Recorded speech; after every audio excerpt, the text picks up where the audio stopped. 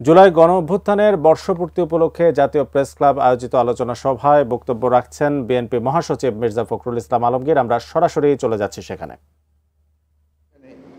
মেরে ফেলা হয়েছে এবং তাকে পুড়িয়ে মেরে ফেলা হয়েছে। আমি এখন পথে পথে ঘুরছি, আমি জানি না এই শিশুকে নিয়ে আমি এখন কি করে বাঁচব।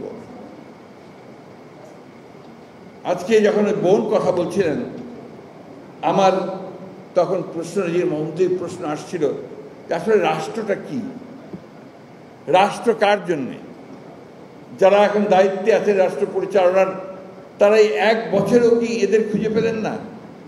তারা এক বছরেও কি এই মানুষগুলো যারা এই দেশে পরিবর্তনের জন্য প্রাণ দিল, রক্ত দিল, তাদের জন্যে একটা তালিকা তৈরি করে সঠিকভাবে তাদের পুনর্বাসনের কোনো ব্যবস্থা করতে পারলেন না?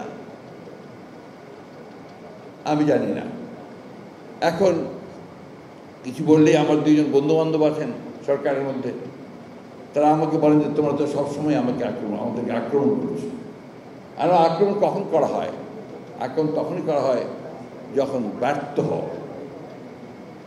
এ কথা তো সত্য যে কাজটা ছিল যে অতি দ্রুত একটা নির্বাচনের মধ্য দিয়ে একটা নির্বাচিত সরকারের কাছে দায়িত্ব তুলে দেওয়ার, সেটা না দিয়ে ক্রমান্বয়ে বিভিন্ন রকম কতটা সংস্কার কমিশন যা তৈরি করা হয়েছে আমার ঠিক জানা নাই।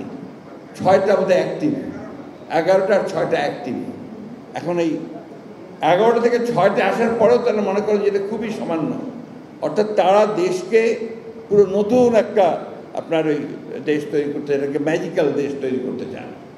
খুব ভালো কথা, কিন্তু আমরা তো চাই যে সেটা জনগণের মধ্য থেকে আসুক। আমরা তো চাই যে সেটা জনগণ সেই শক্তিটা নিয়ে তারা বেরিয়ে আসবে। আমরা দুঃখের সঙ্গে বলতে বাধ্য হচ্ছি যে সরকারের কাছ থেকে আমরা সেই জিনিসটা দেখতে পাইনি। আমি 5 তারিখের অভ্যুত্থানের পরেই 7 কি 8 তারিখে আমরা একটা সভা করেছিলাম পল্টনের সামনে, আমাদের পল্টন মিডিয়ার সামনে। সেখানে আমি 3 মাসের মধ্যে নির্বাচন দাবি করেছিলাম। আমার খুব সমালোচনা হয়েছিল, আপনারাও করেছিলেন যে বিএনপি এত অস্থির হয়ে গেছে কেন, মির্জা আলমগীর ফখরুল এত অস্থির হয়ে গেছে ক্ষমতায় যাওয়ার জন্য। তখন কথাটা ছিল যে ক্ষমতায় যাওয়ার জন্য।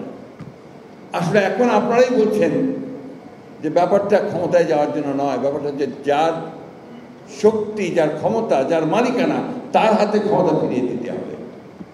আপনার প্রতিনিধি থাকবে না সরকারে, যারা দেশ চালাবেন, তো সেই সরকারে তো সমস্যা থাকবেই। একটা কথা বলার কেউ নেই, কাকে বলবেন, কি বলবেন? আমাদের কাছে এসে ভিড় করছে লোকজন যে আমাদের এই প্রবলেম হচ্ছে, এই প্রবলেম হচ্ছে, এই প্রবলেম হচ্ছে।